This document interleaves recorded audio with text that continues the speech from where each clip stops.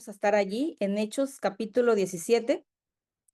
Vamos a leer de los versículos 16 al 32, pero antes de leer, yo quisiera darles un contexto como es mi costumbre para que puedan entender en dónde estamos ubicadas, en qué tiempo, en qué lugar, en qué situación. Y quisiera yo darles un contexto de lo que está pasando antes de empezar a leer. Y bueno, no sé si algunas escucharon por allí la enseñanza de Lidia de Tiatira. Y ahí leímos que Pablo, Silas, Timoteo y Lucas se encontraban en Filipos, ¿verdad? Bueno, pues ellos salen de Filipos y pasan a 2 ciudades más con rumbo a Tesalónica. Llegan ellos a Tesalónica y como es costumbre del apóstol Pablo, llegan a una sinagoga y empiezan ellos a compartir en la sinagoga como acostumbraban. Estuvieron discutiendo con judíos, con gentiles que estaban allí exponiendo las escrituras, hablando de Cristo, que era necesario que padeciese y que resucitara. Y dice la lectura también que muchos creyeron, muchos judíos piadosos en gran número y mujeres nobles también creyeron, pero un grupo de personas, un grupo de judíos ociosos se pusieron celosos y entonces le hablaron a un grupo de personas para que armaran un alboroto y alborotaron en la ciudad de tal forma que Pablo tiene que salir de la ciudad. Los hermanos le ayudan para que ellos puedan salir de ahí y entonces se dirigen a Berea. En Berea, ellos también se dirigen a la sinagoga, Pablo y Silas, y también a lo que van, empiezan a hablar de Jesús, del mensaje de Jesús, y, y bueno, el grupo de judíos que había alborotado en Tesalónica se enteran que también hay personas que se están convirtiendo en Berea y van allá, van a Berea a armar otro alboroto por allá. Entonces, Pablo o los hermanos se ven obligados en sacar a Pablo hacia la costa y algunos hermanos acompañan a Pablo hasta la ciudad de Atenas, mientras que Silas y Timoteo se quedan en Berea. Pablo llega a Atenas y le dice a los hermanos que le diga a Silas y a Timoteo que él los espera en Atenas para que se unan ahí con él. Y entonces vamos al versículo 16 del capítulo 17. Dice, mientras Pablo los esperaba en Atenas, esperaba a Silas y a Timoteo, se indignó profundamente al ver la gran cantidad de ídolos que había por toda la ciudad. Iba a la sinagoga para razonar con los judíos y con los gentiles temerosos de Dios, y hablaba a diario en la plaza pública con todos los que estuvieran allí. También debatió con algunos filósofos epicúreos y estoicos. Cuando les habló acerca de Jesús y de su resurrección, ellos dijeron, ¿qué trata de decir este charlatán con esas ideas raras? Otros decían, parece que predica a unos dioses extranjeros. Entonces lo llevaron al Concilio Supremo de la ciudad. Ven y háblanos sobre esta enseñanza, dijeron. Dices cosas bastante extrañas y queremos saber de qué se trata. Dice el escritor Lucas. Cabe explicar que todos los atenienses, al igual que los extranjeros que están en Atenas, al parecer pasan todo el tiempo discutiendo las ideas más recientes. Entonces Pablo, de pie ante el concilio, les dirigió las siguientes palabras. Hombres de Atenas, veo que ustedes son muy religiosos en todo sentido, porque mientras caminaba, observé la gran cantidad de lugares sagrados, y uno de sus altares tenía la siguiente inscripción, a un Dios desconocido. Este Dios a quien ustedes rinden culto sin conocer es de quien yo les hablo. Él es el Dios que hizo el mundo y todo lo que hay en él, ya que es el Señor del cielo y de la tierra. No vive en templos hechos por hombres, y las manos humanas no pueden servirlo, porque él no tiene ninguna necesidad. Él es quien da vida y aliento a todo y satisface cada necesidad. De un solo hombre creó todas las naciones de toda la tierra. De antemano decidió cuándo se levantarían y cuándo caerían, y determinó los límites de cada uno. Su propósito era que las naciones buscaran a Dios y quizá, acercándose a tientas, lo encontraran. aunque Él no está lejos de ninguno de nosotros, pues en Él vivimos, nos movemos y existimos, como dijeron algunos de sus propios poetas. Nosotros somos su descendencia. Y como esto es cierto, no debemos pensar en Dios como un ídolo diseñado por artesanos y hecho de oro, plata o piedra. En la antigüedad, Dios pasó por alto la ignorancia de la gente acerca de estas cosas, pero ahora Él manda que todo el mundo en todas partes se arrepienta de sus pecados y vuelva a Él. Pues Él ha fijado un día para juzgar al mundo con justicia por el hombre que Él ha designado. Y les demostró a todos quién es ese hombre al levantarlo de los muertos. Cuando oyeron a Pablo hablar acerca de la resurrección de los muertos, algunos se rieron con desprecio, pero otros dijeron, queremos oír más sobre este tema más tarde. Con esto terminó el diálogo de Pablo con ellos, pero algunos se unieron a él y se convirtieron en creyentes. Entre ellos estaban Dionisio, un miembro del concilio, una mujer llamada Dámaris y varios más. Y bueno, como acabamos de leer, yo les leí en la Nueva Traducción Viviente para que fuera un poquito más entendible. Y vemos que Pablo se encuentra en Atenas. La ciudad de Atenas fue la cuna de Sócrates, de Platón, de Aristóteles, eso lo aprendimos en la escuela, ¿verdad? Por eso nos suenan esos filósofos. También Epicuro, Zenón y otros más. Atenas era un centro intelectual de arte, de arquitectura, de filosofía, de ciencias, de política.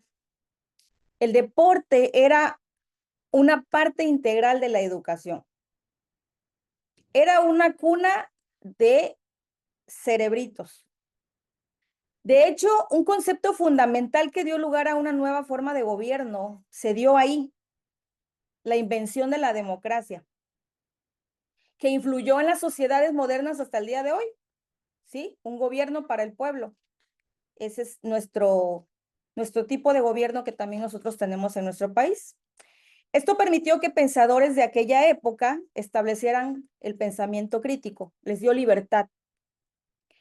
El día de hoy Atenas es conocida por ser la cuna de filósofos, cuna de la democracia, sede de arte, de cultura, y su conexión con los Juegos Olímpicos, pues todos podemos ubicar a los Juegos Olímpicos hasta el día de hoy, ¿verdad?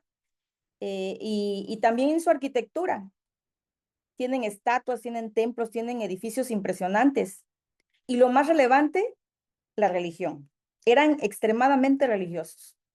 Se dice en la historia secular que Atenas era conocida por un vertedero de ídolos.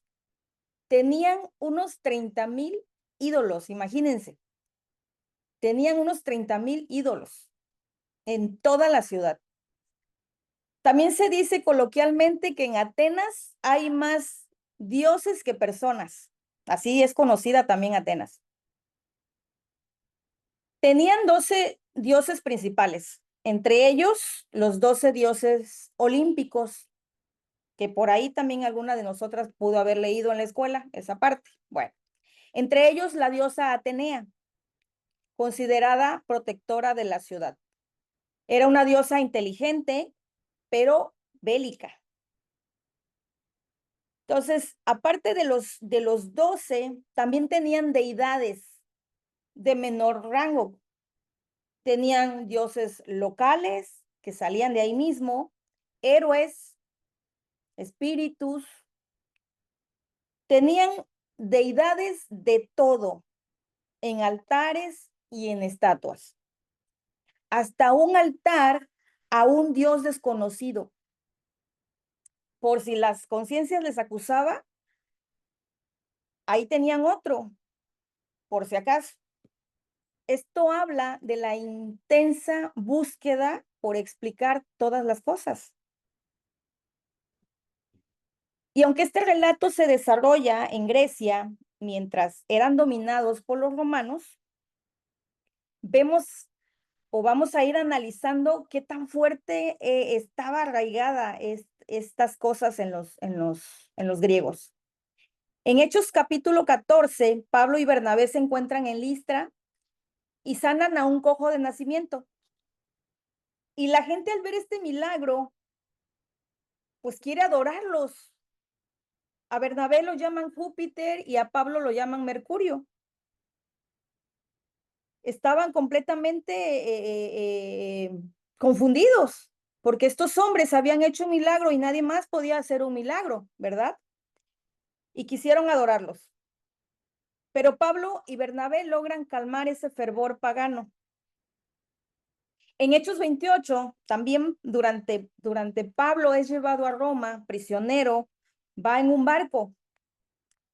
Y dice y él relata que en ese barco, la figura de la proa, están los dioses gemelos Castor y Pollux, también llamados Géminis. Los marineros en la mar llevaban a sus dioses. En Hechos 19, también durante un alboroto en Éfeso, se menciona a Artemisa, la Diana de los romanos, la diosa de los efesios. Y otra diosa griega es Afrodita. Afrodita es Venus para los romanos, diosa del amor, de la belleza, de la sensualidad. Entonces, pueden darse cuenta de la gran influencia, qué tan fuerte era, y Pablo se encontraba en el centro de todo esto.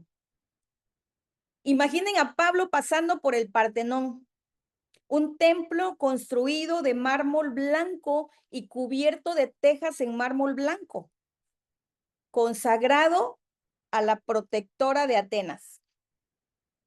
Pasando Pablo, lo ve, y en su interior la estatua de oro y marfil de Atenea, una obra maestra de la arquitectura y al día de hoy patrimonio de la humanidad.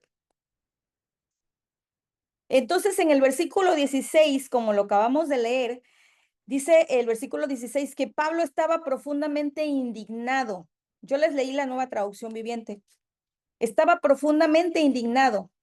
En la Reina Valera dice que su espíritu se enardecía. Habla de encenderse, habla de inflamarse. Un espíritu afligido, perturbado.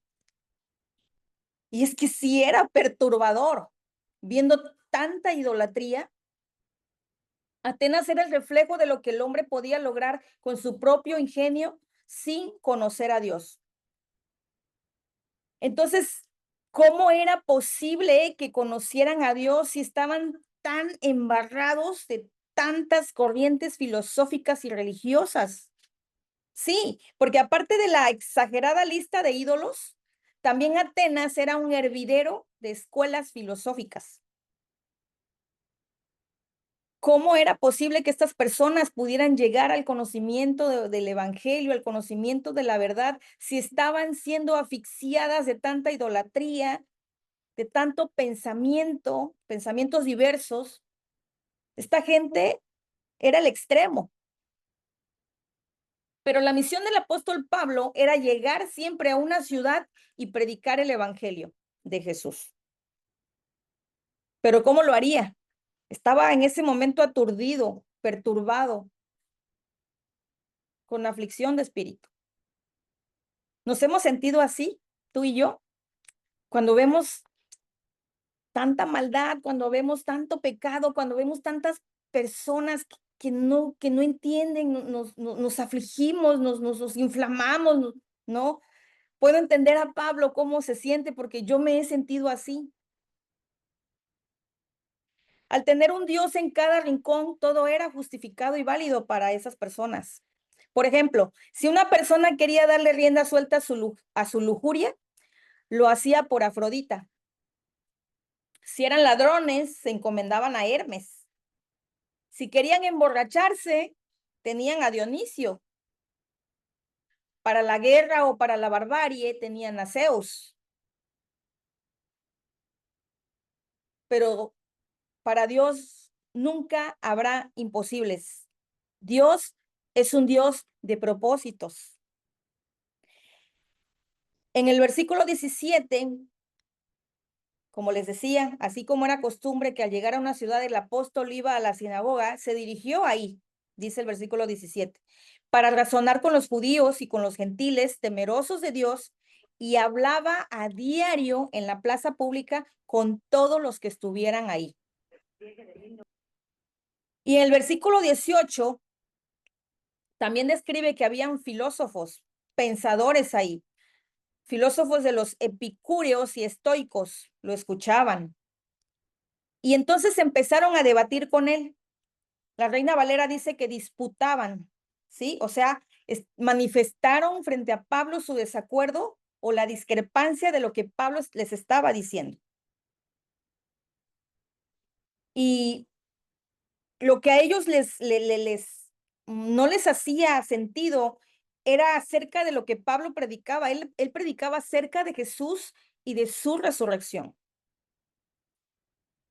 Como les mencioné al principio, los nombres que más nos suenan eran Platón, Aristóteles, ¿verdad? Pero no eran solo ellos, habían muchos más. Eran tantas las escuelas filosóficas de tantas corrientes que se fragmentaban entre ellos mismos por sus posturas diversas. Entonces, ¿cómo no lo harían hacia el evangelio, verdad? Pues era algo que ellos jamás habían escuchado. Los epicúreos eran maestros, alumnos, seguidores de Epicuro de Samos. Epicuro de Samos fue un filósofo que vivió mucho antes de Cristo, unos 300 años antes de Cristo. Y entre uno de sus pensamientos dijo, el placer es el principio y el fin de una vida feliz. La muerte no debe temerse porque cuando estamos vivos, la muerte no está. Y cuando ella está, nosotros ya no estamos. Así que vive como quieras. Qué interesante, qué conveniente, ¿verdad? Un epicúreo decía, evito el dolor buscando placeres simples, como la comida, como la amistad. Sin embargo, los estoicos, por su parte, eran seguidores del estoicismo. Y el estoicismo no pertenecía solo a un filósofo, sino más bien era un conjunto de filósofos, un conjunto de ideas que coincidían. Ellos coincidían en que la naturaleza es racional y el universo está gobernado por un principio divino y ordenado, el logos, Dios. La preexistencia divina. El ser humano sabio acepta el destino, decían los estoicos, tal como viene, con entereza y libertad interior. Básicamente, mantener la calma ante la adversidad, o sea, aceptación de lo incontrolable, y usar la razón para analizar las emociones, centrarse en lo que es incontrolable. Esto es estoicismo, contrario a los epicúreos. Ellos oprimían el placer.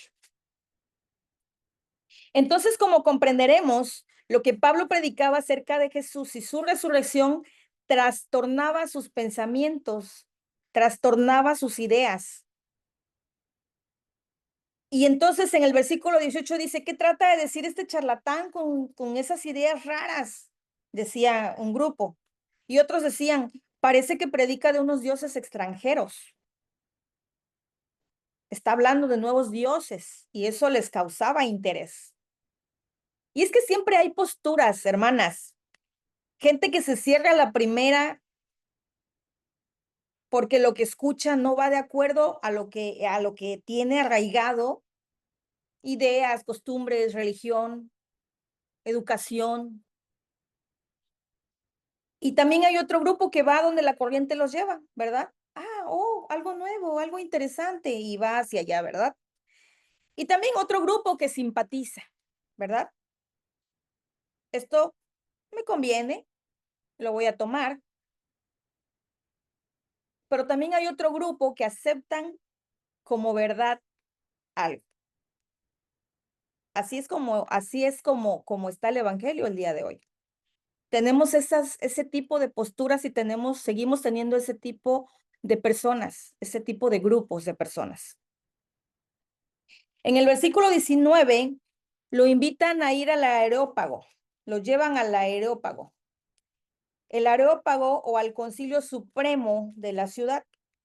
Y para los que ya habían leído esta porción o lo están escuchando por primera vez, el Areópago no es como tal un lugar, ¿sí? Aunque siglos antes sí estaban en un lugar, Areópago significa colina de Ares, del griego Areios, que significa Ares, dios de la guerra, y Pagos, colina o peñasco. El Areópago o este consejo se reunía en ese lugar, en la colina de Ares.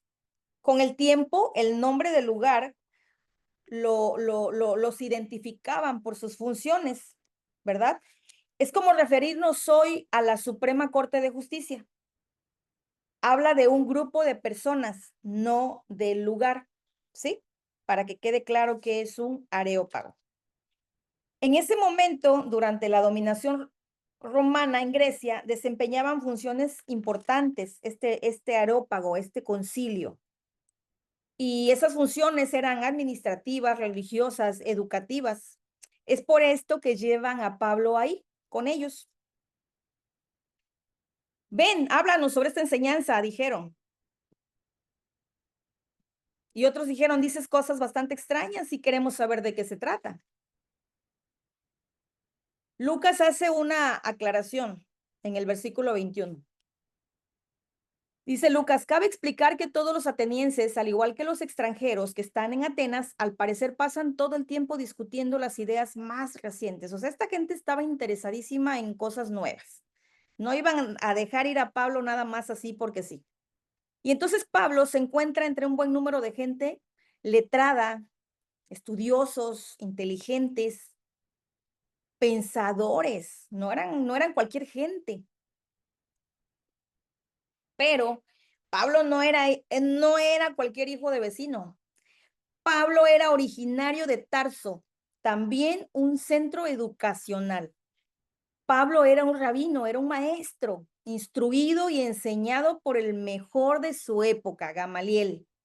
Había pasado gran parte de su vida pensando y razonando las escrituras.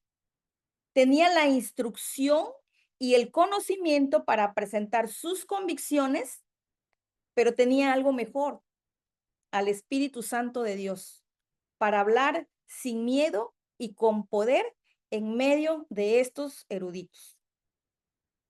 Entonces, a partir del versículo 22, el apóstol se dirige a estos paganos intelectuales y empieza refiriéndoles de un altar que vio recientemente, al Dios desconocido. Entonces, siendo personas estudiadas e inteligentes, como les decía yo, sabían que existían otras fuerzas desconocidas, otros dioses para ellos, y no querían ofenderlos. Así que los muy listos, pues le hacen un altar a ese Dios que no conocen. Y les dice Pablo, a este Dios que no conocen es a quien yo vengo a presentarles. De él es de quien yo vengo a hablarles. Y entonces les presenta las siguientes verdades de Dios. Les empieza diciendo que Dios es el creador. Con su palabra creó todas las cosas. Les dijo, ¿ven las órbitas? ¿Ven las estrellas? ¿Ven esa vía láctea? ¿Ven los árboles? ¿Ven el fruto de los árboles? ¿Ven las aves? ¿Los peces? ¿Los reptiles? Este universo tan vasto, pues Dios es el creador. Este único Dios verdadero creó todo por su mano. Y Él es el creador y es distinto de la creación porque Él está por encima de su creación. Los epicúreos, los estoicos, estaban equivocados. ¿Sí? Como escuchamos algunas ideas también erróneas hoy en día.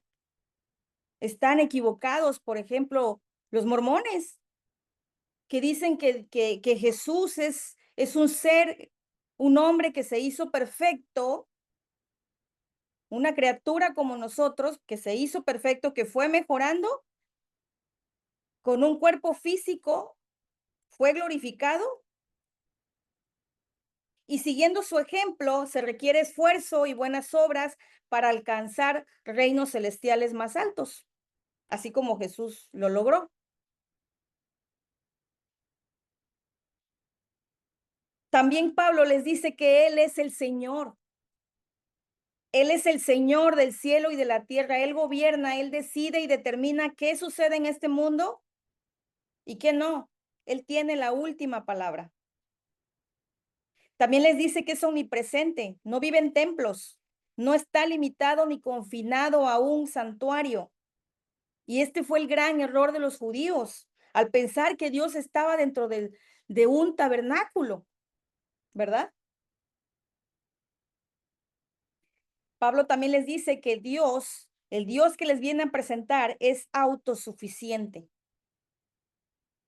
Las manos humanas no pueden servirlo, pues Él es quien da la vida, Él es quien da aliento de vida y Él es quien nos da todas las cosas, así que no necesita nada de nosotros. Ese Dios también es soberano. Dios es soberano sobre la historia. Él determinó crear a todos los hombres de un solo hombre. Él determina la existencia o la caída de imperios. Lo terrenal, Él lo hizo con límites. Entonces, imagínense que esto heriría el orgullo de los atenienses, quienes se consideraban especiales y únicos. Ellos se consideraban una raza superior y consideraban inferiores a los incultos, a los no letrados, por ejemplo, a los bárbaros. Entonces esto les empieza allí a molestar. Pablo también les dice que es un Dios, nuestro Dios, de quien Él les está hablando, es un Dios que está cerca. Es un Dios que es accesible. Por si acaso, aunque sea palpando, aunque sea a tientas, puedan hallarlo. Me da, me da tanta ternura leer esta parte, porque es la de un padre que se mantiene cerca. Y dice, por si acaso, aunque sea a tientas, le buscas, lo encuentras. Si bien es cierto que nada se le compara, está lo suficientemente cerca para que tengamos una relación cercana, una relación íntima con Él. Como lo dice el Salmo 145:18. Cercano está Jehová a todos los que le buscan, a todos los que le invocan, a todos los que le buscan de verdad. Y le cita también Pablo a dos de sus poetas, afirmando la verdad de que somos ciertamente hijos de Dios, pero por derecho de creación, no por descendencia, porque la descendencia es por fe, como lo dice Juan 1:12. Mas a todos los que le recibieron, a los que creen en su nombre, les dio potestad de ser hechos hijos de Dios. Pero Pablo aclara que Dios había pasado por alto esta ignorancia, haciendo de Dios un ídolo, pero que era necesario volverse a Él en arrepentimiento. ¿Por qué? Porque Él vive. Dios no es como sus ídolos, no era como sus ídolos, así como se los estaba presentando. Estos están inertes. Esos ídolos de los atenienses estaban muertos. El Dios del cual Pablo les hablaba está vivo y por esto podemos tener comunión con Él, por esto podemos conocerlo y experimentar su gracia salvadora. Eran noticias bastante reveladoras y difíciles de digerir. Además que Pablo les dice que él es juez, que deben arrepentirse porque ha fijado un día en el cual el mundo será juzgado por el hombre que designó, Jesús, a quien resucitó de los muertos. En Juan 5:22, el mismo Jesús dice, porque el Padre a nadie juzga, sino que todo el juicio dio al Hijo. El versículo 23, para que todos honren al Hijo como honran al Padre. El que no honra al Hijo, no honra al Padre que le envió. Entonces, ¿a quién juzgará Jesús?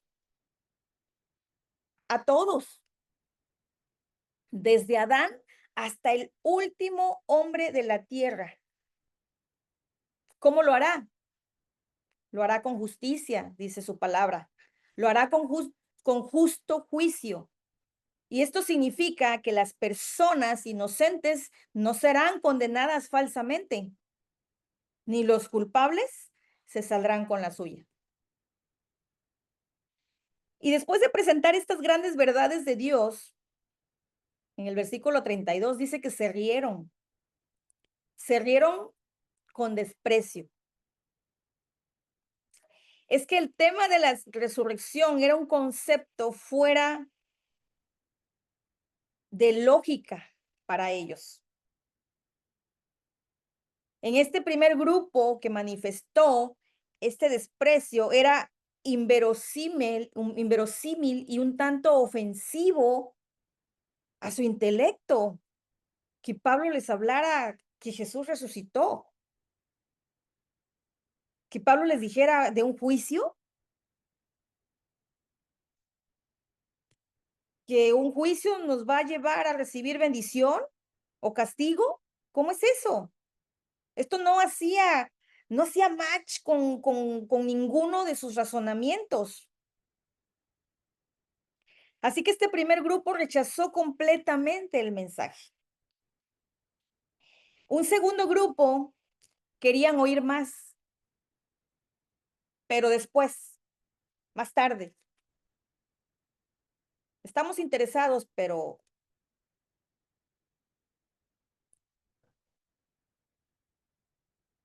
un tercer grupo creyeron. Entre ellos estaba un miembro del concilio llamado Dionisio, una mujer llamada Dámaris y varios más.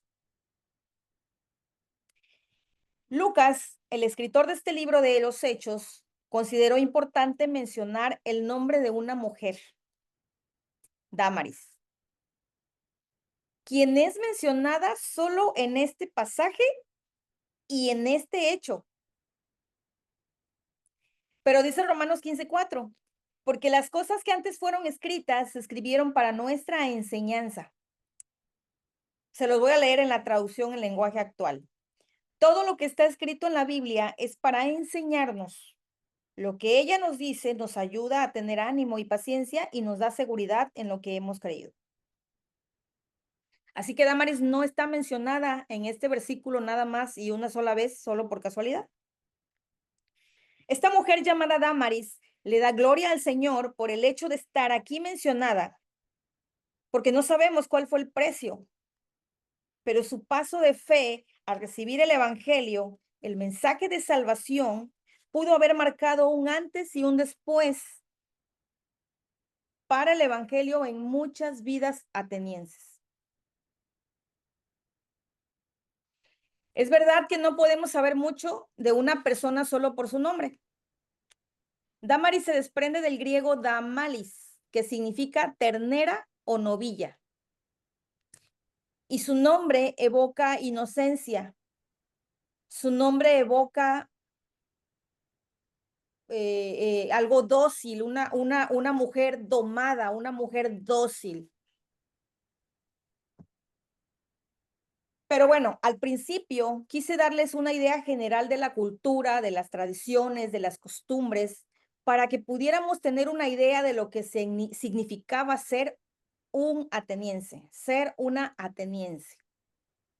Porque siendo mujer era más complejo todavía.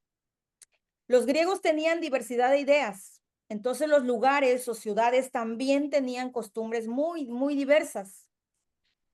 Me fui a leer un poco acerca de la antigua Atenas y Y en la antigua Atenas, antes de Cristo, hubieron mujeres importantes, hubieron poetas, hubieron filósofas, hubieron maestras,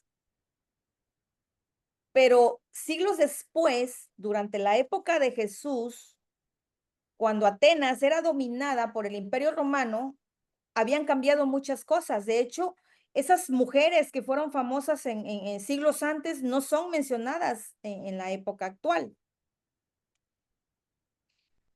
Durante el Imperio Romano, la mujer estaba confinada a las labores domésticas, a ser esposa y madre, cuidadora, educadora de su casa. Aunque sí participaban en rituales religiosos, en fiestas religiosas. Por otro lado, las mujeres griegas espartanas eran griegas también, pero vivían en otro lugar. Las mujeres espartanas tenían más privilegios en esa misma época. Y lo vimos con Lidia, ¿verdad? Lidia era una mujer empresaria, entonces también su estilo de vida de Lidia, a pesar de ser griega, era también diferente. Así que aunque el escritor no da muchos detalles, Damaris pudo tratarse de una mujer prominente, ya que tenía libertad de estar fuera de su casa, en la plaza, en el Areópago o cerca del Areópago, cerca de estas personas. Entonces leía yo que las hijas o esposas de hombres prominentes tenían un poco más de libertad para salir, por ejemplo. Y muchas de ellas también ejercían influencia de forma indirecta en algunas decisiones de estos hombres prominentes. Pero las que sí gozaban de privilegio eran las cortesanas. Las cortesanas eran mujeres prostitutas de clase alta, muy cultas, muy educadas y libres. Estas mujeres, con esa libertad, fugían como acompañantes de hombres importantes. Entonces, al ser mencionada Damaris por su nombre, es posible que fuera conocida como la hija o esposa de alguien prominente o como una cortesana. Acompañante quizá de un alto rango. Su libertad para estar en público o estar presente durante un discurso de Pablo ante los líderes, pues sugiere esta posibilidad. ¿Ustedes qué opinan? ¿O especulamos? Pero eso no es importante. Lo importante es que ante tantas barreras de pensamiento, de religión, de tradiciones, ella acepta el evangelio. Y lo acepta como la verdad de Dios. Seguir la conversación con el apóstol, con los areopagitas, le permitió entender y abrir su corazón para recibir las verdades de Dios. Y para el escritor de Hechos resulta relevante mencionar a mujeres griegas. Por esto, precisamente, porque estas mujeres tenían cosas muy arraigadas. Y vemos en Hechos 17 cómo en Tesalónica, mientras Pablo explicaba a los judíos y a los gentiles las profecías, dice que algunos judíos escuchaban, y fueron persuadidos y se unieron a Pablo, junto con muchos hombres griegos temerosos de Dios y un gran número de mujeres prominentes. Como les decía, estas mujeres prominentes podrían tratarse de esposas e hijas de hombres prominentes, de hombres importantes o de un estatus social importante. También en Berea, después del alboroto, también al escuchar el mensaje de Pablo y Silas, dice el versículo 12, que como resultado muchos judíos creyeron, como también lo hicieron muchos griegos prominentes, tanto hombres como mujeres. Lo leemos y pareciera que a Lucas, le importaba mencionar más a esta gente importante. Y alguna de ustedes ya podría estar cuestionando, ¿y los pobres? ¿Por qué no menciona a los pobres? A ver, ¿por qué está haciendo acepción de personas? Pero después de este largo contexto que ya les di, ¿les parece que a Lucas le interesa ensalzar a estos hombres y mujeres? ¿O quiere darle la gloria a Dios por la complejidad y lo difícil que representó para ellos dejar esas vidas en las que estaban sumergidos? Yo opto por lo segundo. La intención del escritor al mencionarlas no fue por la facilidad que tuvieron de aceptar el evangelio, sino para mostrar el poder transformador de Dios en personas que tenían mucho que dejar y mucho que perder en una sociedad exigente y controlada. Los atenienses habían levantado murallas enormes de pensamientos contrarios a la verdad de Dios. Damaris, siendo una intelectual, también había desarrollado un gran muro mental y se había hecho así. Así se había formado o así la habían formado. Por eso la importancia, ¿verdad?, que tenemos las mujeres cristianas de formar a nuestros hijos. Generalmente, ese rol que nos toca a nosotras como madres es de nosotros instruir a nuestros propios hijos y no dejar que alguien más los instruya. Porque podría pasar lo que le pasó a Damaris, ¿verdad? Y puede ser mucho más difícil si nosotros no les inculcamos los principios bíblicos de Dios. Otras personas van a influir en ellos y les van a inculcar otras ideas de pensamiento. Muchas veces tenemos ideas bastante equivocadas, bastante erróneas, que no nos damos cuenta, pero ahí están. Y no vengo a hablar de mí, pero quiero decirles que yo, por venir de una familia desintegrada, de una separación de mis padres desde muy chica, desde los 11 años, pues la verdad es que yo no era muy crédula del matrimonio. Y cuando yo conocí a mi esposo y teníamos un noviazgo, cuando mi esposo me habló de matrimonio, la primera reacción mía fue, ¿por qué no vivimos unión libre mejor? Y miren, hermanas, era yo una mujer cristiana ya, pero esa mentalidad de no creer en el matrimonio, de haber vivido quizá el matrimonio de mis padres como un matrimonio falso de apariencias, pues me hizo descartarlo, me hizo no considerarlo. Pero saben, yo doy gracias a Dios porque inmediatamente, mi esposo me dijo, no, no, no podemos hacer eso. Yo no puedo vivir unión libre contigo. No podría, yo tengo principios y no me permiten vivir de esa forma. Nos tenemos que casar. Y de verdad es que esas cosas están ahí y uno no se da cuenta. Y yo doy gracias a Dios, de verdad, por haberme casado con un hombre de principios. Y juntos, como crecimos de alguna manera con principios juntos, pues nos vamos apoyando. Y yo me pregunto cuántas barreras, muros nos hemos hecho a lo largo de nuestra vida. ¿Cuántas de nosotras aún no hemos derribado esas fortalezas que nos mantienen ancladas, cautivas en el engaño? ¿O cuántas de nosotras no traemos ideas que no tienen nada que ver con Dios? Y esas ideas se vuelven fortalezas en nuestras mentes.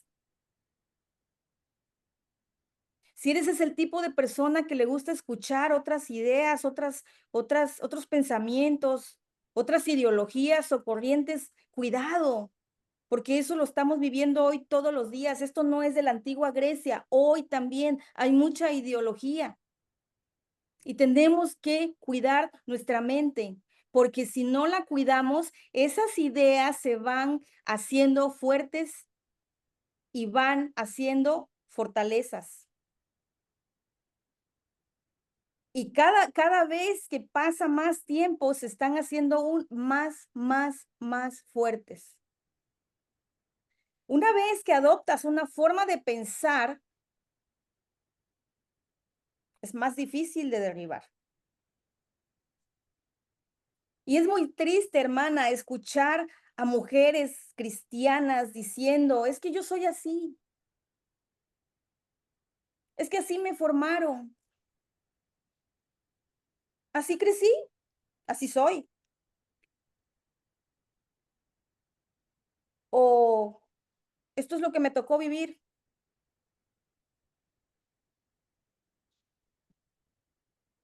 Estamos levantando muros con esas ideas y cuando te conformas a vivir de esa forma. Y no se diga el rencor, la falta de perdón. Hermanas, no podemos permitir que esas cosas abarquen nuestra mente, porque también se arraiga la amargura. Dice Primera de Corintios 1, perdón, voy a Primera de Corintios 1 y voy a leerles del 18 al 24. Yo se los voy a leer en la Nueva Traducción Viviente. Dice, el mensaje de la cruz es una ridiculez para los que van rumbo a la destrucción, pero nosotros que vamos en camino a la salvación, sabemos que es el poder mismo de Dios. Como dicen las Escrituras, destruiré la sabiduría de los sabios y desecharé la inteligencia de los inteligentes. Así que, ¿dónde deja eso a los filósofos, a los estudiosos y a los especialistas en debates de este mundo? Dios ha hecho que la sabiduría de este mundo parezca una ridiculez, ya que Dios en su sabiduría se aseguró de que el mundo nunca lo conociera por medio de la sabiduría humana. Usó nuestra predicación ridícula para salvar a los que creen. Es ridícula para los judíos que piden señales del cielo y es ridícula para los griegos que buscan la sabiduría humana.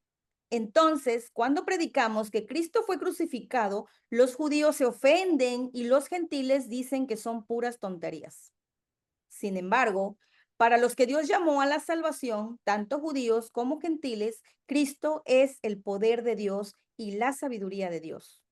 Ese plan ridículo de Dios es más sabio que el más sabio de los planes humanos, y la debilidad de Dios es más fuerte que la mayor fuerza humana. Recuerden, hermanos amados, que pocos de ustedes eran sabios a los ojos del mundo o poderosos o ricos cuando Dios los llamó. En cambio, Dios eligió lo que el mundo considera ridículo para avergonzar a los que se creen sabios y escogió cosas que no tienen poder para avergonzar a los poderosos.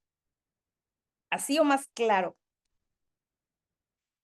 La muerte de Jesús por nuestros pecados suena necio. Dice Pablo bueno, esta versión dice, suena ridículo a los que no creen, aunque temen por el final de sus días, porque obviamente lo seguro es la muerte. Y aunque Jesús con su resurrección demostró que tiene poder sobre la muerte, prefieren seguir buscando por otros medios, por otros razonamientos. Una verdad tan sencilla no la pueden aceptar. Así que lo necio, lo ridículo, o sea, yo, tú, Damaris, que aceptamos la oferta de Jesús, somos los verdaderos sabios, porque solo nosotros viviremos eternamente con Dios. Amén. Esa mujer llamada Damaris resultó ser esa ridícula que aceptó la verdad del Dios vivo y verdadero y seguramente le costó la burla, el desprecio. Suena fácil, ¿verdad? Pero no debió ser fácil. Ella tenía muchas fortalezas que derribar, como les decía. Entre ellas, por ejemplo, las mujeres de esa época tenían en gran estima la belleza. Según una corriente filosófica, la belleza interior tenía que ir acorde con la belleza exterior. Implicaba un ideal de armonía y proporción. Durante el periodo romano se valoraba en gran manera la piel pálida. Pueden ahí investigar, googlear. El maquillaje era esencial para estas mujeres. Los cuerpos con curvas suaves cuidaban su cuerpo y los rasgos faciales tenían que ser simétricos. Así que dedicaban mucho, mucho tiempo a la apariencia. La belleza era objetiva y medible. Qué gran barrera tenía Damaris. Qué gran barrera cargaba esta mujer. Cuando Damaris se da cuenta que el Señor ve el corazón, pues a lo mejor no logra entenderlo al principio. No estoy diciendo que lo entendió y entonces Damaris se desaliñó y vivió diferente a las demás mujeres atenienses, de ninguna manera. Hablo de lo difícil que le habrá resultado ser una mujer que se arreglaba, porque esa era su cultura, pero ahora se arreglaba siendo sobria, mesurada, buscando no ser tan ostentosa, porque ese era su patrón de vida y esa era la cultura en la que ella se desarrollaba, se manejaba, ¿verdad?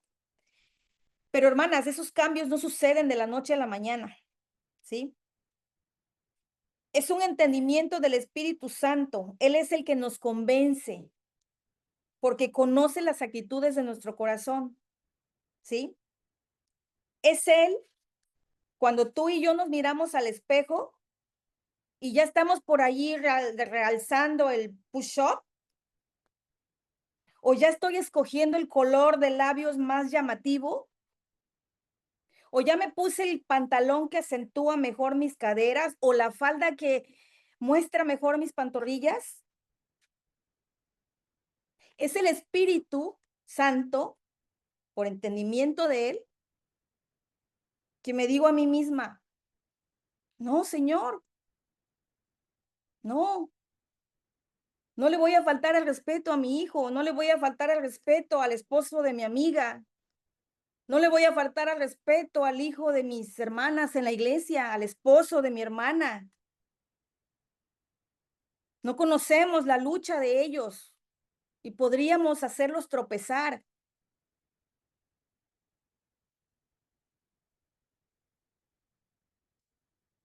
Yo no te voy a convencer de nada, es el Espíritu Santo, así como seguramente lo hizo con Damaris.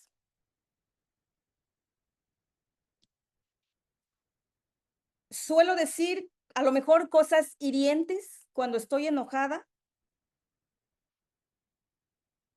Suelo tocar temas que involucran a otras personas y caigo en la murmuración. Ahí está el Espíritu Santo recordándonos, diciéndonos, no lo hagas. Seguramente esa mujer llamada Damaris requirió mucho, mucho la ayuda del Espíritu Santo. Cuando de pronto ya estaba confundiendo sus pensamientos, confundiendo una filosofía como un pensamiento de verdad, y el Espíritu le recordaba la verdad de Dios. Cuando se vestía, cuando se arreglaba, cuando hablaba. Esa mujer llamada Damaris tuvo que requerir toda la ayuda del Espíritu para desarraigar lo aprendido.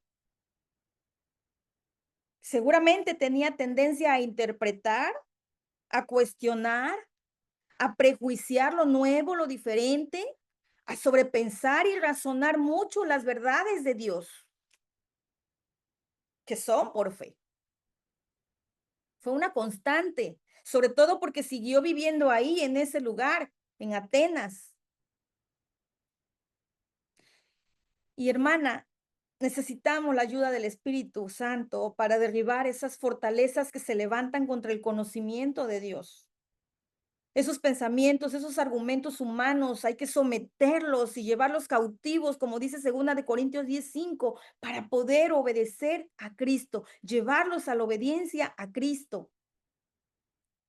Esa mujer llamada Damaris deja un gran precedente para los intelectuales de la época y para los primeros cristianos. en Atenas, o quizá en toda Grecia. Ella no se vuelve a mencionar, ni se menciona que Pablo visitara Atenas de nuevo. Pero al estar su nombre escrito, significa que era conocida entre las iglesias cristianas también después. Ella y los demás eran la extensión de la iglesia en Atenas. ¿Y cómo respondemos ante tan grande milagro en nuestra vida? Seguramente, como lo decimos mucho en este grupo de mujeres, sirviendo a otros, ayudando a otros, animando a otros y esparciendo el evangelio, ¿verdad? Tan solo este enunciado, una mujer llamada Damaris, también nos enseña sobre cuál debe ser nuestra actitud al compartir el evangelio. No buscamos a las personas por lo fácil que serán, es más fácil que se deje que yo le hable. No, no las buscamos por su fama, no las buscamos por su riqueza o por su belleza o por lo humilde que son, sino buscamos a quienes Jesús ama y a quienes Él quiere salvar, al pecador. Y así como tú y yo hemos sido alcanzadas por su gracia, Damaris también fue alcanzada y un simple nombre como el de ella es importante para el reino. Dice Juan 6:37, todo lo que el Padre me da vendrá a mí y al que a mí viene no le echo fuera. Una mujer llamada Damaris, de la cual no se sabe más, connota lo grandemente bendecidas que somos las mujeres y en la gran estima que el Señor nos tiene. Aunque la mujer fue la primera en pecar, estuvieron muchas más mujeres con Jesús durante su ministerio. Fueron las últimas en la cruz, las primeras en el sepulcro, las primeras en ser testigos de la resurrección. ¡Qué dichosas! Una mujer llamada Damaris glorifica a Dios por lo poco o nada que sabemos de ella. Pero el Señor tiene su nombre escrito aquí en su palabra y en el libro de la vida. Así que cuando sientas que pasas desapercibida porque eres solo un nombre, derriba esos pensamientos, derriba esas creencias, esas ideas, esas emociones, esos sentimientos, esas costumbres que están ahí siendo una limitante para tu crecimiento espiritual. Derríbalos. En el nombre de Jesús, derríbalos. No permitas que se hagan fortalezas y sean más difíciles de destruir. Llevemos esos pensamientos cautivos, sometiéndolos a la obediencia a Cristo. Todo argumento puede convertirse en fortaleza. Y sabes, puede sustituir la verdad de Dios por la mentira. Les quiero dejar con Efesios 4:23.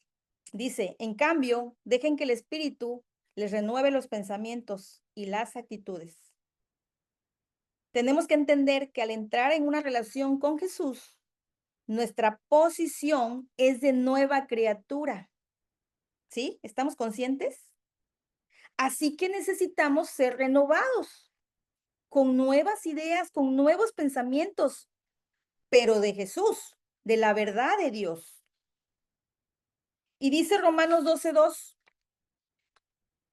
no imiten las conductas ni las costumbres de este mundo. Más bien, dejen que Dios les transforme en personas nuevas al cambiarles la manera de pensar. Entonces, aprenderán a conocer la voluntad de Dios para ustedes, la cual es buena, agradable y perfecta. No se queden con lo último de este versículo, porque suena muy bonito, que vamos a aprender a conocer la voluntad de Dios, ¿verdad? La cual es buena, agradable y perfecta. Suena muy genial. Vamos a la primera parte. Esa es más importante. No imitemos las conductas ni las costumbres de este mundo. Más bien, vamos a dejar que Dios nos transforme en personas nuevas y que cambie nuestra manera de pensar. Así que, hermanas, pues con esto terminamos, con este pensamiento, con esta palabra. Y esta noche oremos, pidámosles al Señor que sea Él el que nos transforme, que sea Él el que haga la obra y que nosotras estemos dispuestas a que Él obre en nosotros, ¿sí? Nosotras mismas a veces opacamos la obra del Espíritu, pero creo que estamos hoy conscientes, mucho más conscientes de lo que esto significa. La mentira puede sustituir la verdad. No lo permitamos. Así que vamos a orar. Vamos a darle gracias a Dios por este tiempo. Por favor, allí en sus espacios. Señor, gracias, gracias porque tú eres bueno. Siempre, Señor, es de reconocer, Señor, tu bondad, el hecho de estar vivos, el hecho, Señor, de recibir tu cuidado, tu protección, tu providencia, y el hecho también, Señor, de poder darnos tu palabra a tiempo y a la mano, Señor. Eso es parte de lo que tú, Señor, provees. Eso es parte de las bendiciones de las cuales disfrutamos el día de hoy, Señor. Así que gracias, gracias infinitas, mi Dios, porque tú sigues hablando a nuestras vidas, sigues hablando a nuestros corazones, porque tú nos quieres llevar a más, porque no quieres que nos conformemos. Tú no quieres, Señor, que nos anclemos en un solo lugar, nos acomodemos y no crezcamos. Tú siempre vas a querer llevarnos a más. Tú tienes planes para nosotras. Tú quieres cumplir tus propósitos en nuestra vida. Y para ello, Padre, necesitamos estar conscientes a lo que nos enfrentamos. Para ello, Señor, necesitamos estar armadas con tu palabra para presentar defensa. Y también, Padre, para derribar esos argumentos, derribar esas barreras que hemos construido, Señor, en nuestra mente y que están allí arraigadas, Dios, de tal forma que muchas de ellas las hemos llevado a nuestro corazón y hemos estado actuando en contra de tu verdad. Hemos estado actuando, Señor, en contra de lo que tú esperas de nosotros, de lo que tú quieres para nosotros. Así que, Señor, por favor, esta noche, ayúdanos, Dios, guíanos, Dios, hacia tu verdad. Si hay pecado en nuestra vida, muéstranos, Dios, para que podamos confesarlo y podamos, Señor, ponernos a cuentas contigo. Señor, ayúdanos a ver con ojos espirituales lo que tú nos quieres dar, lo que tú nos quieres decir, lo que tú quieres, Señor, para nosotras. Que sea tu Espíritu Santo, Señor, guiándonos, que sea tu Espíritu Santo redarguyéndonos, Padre, cuando estamos actuando de una manera incorrecta, cuando estamos haciendo las cosas, Señor, de una manera distinta a la que tú quieres. No permitas, Dios, que nos conformemos. Enséñanos, Señor, llévanos a más, Padre. Y ayúdanos, Señor, a que abramos nuestra mente, abramos nuestro corazón para que el Espíritu pueda obrar y podamos llevar fruto y fruto en abundancia. Gracias por la vida de mis hermanas, Dios, que hoy se dispusieron para escuchar esta enseñanza. Gracias, Dios, por sus vidas. Permite que podamos esta noche descansar, pero sobre todo, Señor, que nuestro corazón y nuestros pensamientos estén alineados a ti, en comunión contigo y en obediencia hacia ti, Señor. Gracias, Padre, y gracias por tu amor y gracias, Señor, por tu misericordia, porque hoy hemos recibido de ti, Señor, y seguimos recibiendo de ti, Señor. Bendito seas en el nombre de Cristo Jesús. Amén.